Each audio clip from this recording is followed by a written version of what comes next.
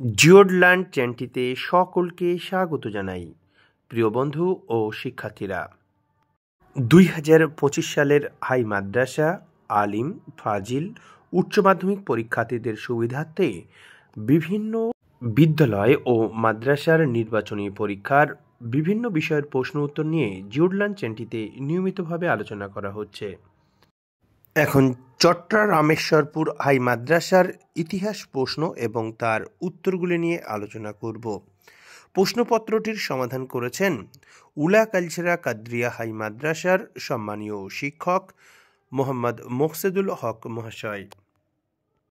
British ভারতের রাজধানী কলকাতা থেকে দিল্লিতে স্থানান্তরিত হয় 1911 খ্রিস্টাব্দে। ভারতীয় জাতীয়তাবাদের জনক ছিলেন রাজা রামমোহন রায়। কলকাতা বিশ্ববিদ্যালয় প্রতিষ্ঠিত হয়েছিল 1857 খ্রিস্টাব্দে। প্রথম বাংলা মাসিক সংবাদপত্র ছিল দিগদর্শন।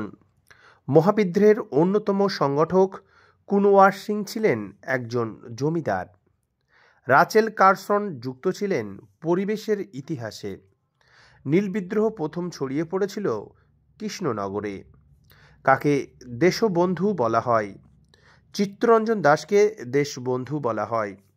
সারা ভারত শ্রমিক সংগঠন গঠিত হয়েছিল 1920 খ্রিস্টাব্দে। স্বাধীনতার পূর্বে ভারতের প্রথম মহিলা শহীদ হলেন প্রীতিলতা ওয়াদ্দেদার। বিপ্লবী আন্দোলন প্রথম শুরু হয়েছিল বাংলাতে।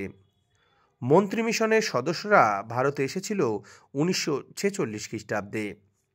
পুরুলিয়া জেলা পশ্চিমবঙ্গের অন্তর্গত হয় 1956 খ্রিস্টাব্দে। একটি সম্পূর্ণ বাক্যে উত্তর দাও। ডিসকভারি অফ ইন্ডিয়া কার লেখা? জওহরলাল নেহেরু। চিপকো আন্দোলনের নেতা কে ছিলেন? সুন্দরলাল বহুগুণা। কত খ্রিস্টাব্দে নীল কমিশন গঠিত হয়? 1860 খ্রিস্টাব্দে। দামিন ই কোহ বলতে কি বোঝো? পাহাড়ের প্রান্তদেশ। সত্য বা মিথ্যা নির্ণয় করো। 1818 খ্রিস্টাব্দে হিন্দু কলেজ প্রতিষ্ঠিত হয়। মিথ্যা। ফরওয়ার্ড ব্লক প্রতিষ্ঠা করেন সুভাষচন্দ্র বসু। সত্য। বাবা রামচন্দ্র ছিলেন ব্রহ্ম সমাজের নেতা। মিথ্যা। ক স্তম্ভের সঙ্গে খ স্তম্ভ মিলিয়ে লেখো। দীনবন্ধু মিত্র, নীলদর্পণ। মেদিনীপুরের লক্ষ্মীবাঈ, রিনি শিলোমণি, দীপালি সংঘ, লীলানাগ রায়। এরপরে বিবৃতি ও ব্যাখ্যা। 19 শতকে বাংলার প্রকাশকরা বই বিক্রির জন্য ফেরিওয়ালাদের উপর নির্ভর করতেন, কারণ এটি ছিল ক্রেতাদের কাছে পৌঁছানোর সুলভতম ও সহজতম উপায়। বিবৃতি। জওহরলাল নেহেরু তার কন্যা ইন্দিরাকে চিঠি লিখতেন। ব্যাখ্যা। কন্যাকে বিশ্ব প্রকৃতি ও বিশ্ব ইতিহাস সম্পর্কে সচেতন করার জন্য। বিবৃতি। বারদৌলি সত্যাগ্রহ অনুষ্ঠিত হয় 1928 খ্রিস্টাব্দে। ব্যাখ্যা। এই আন্দোলন ছিল ভূস্বামী ধনী কৃষকদের অত্যাচারের বিরুদ্ধে ভূমিহীন দরিদ্র কৃষি শ্রমিকদের আন্দোলন।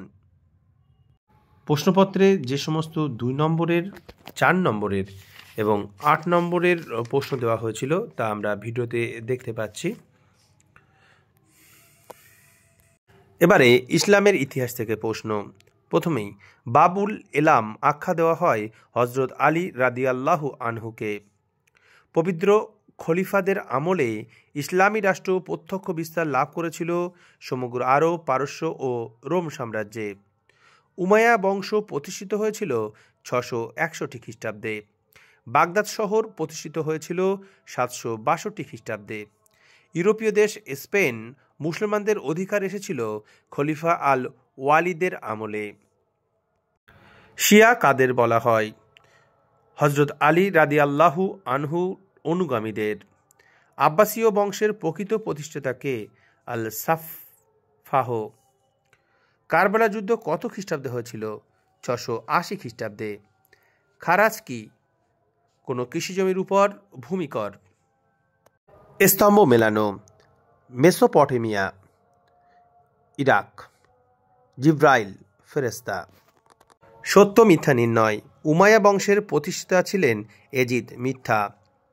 মিশরে ফাতেমীয় বংশের উত্থান ঘটেছিল 909 খ্রিস্টাব্দে। সত্য। প্রিয় শিক্ষার্থীরা, চট্টগ্রাম রমেশ্বরপুর হাই মাদ্রাসার ইতিহাস প্রশ্ন এবং তার 1 নম্বরের প্রশ্নগুলির উত্তর দেখে নিলাম।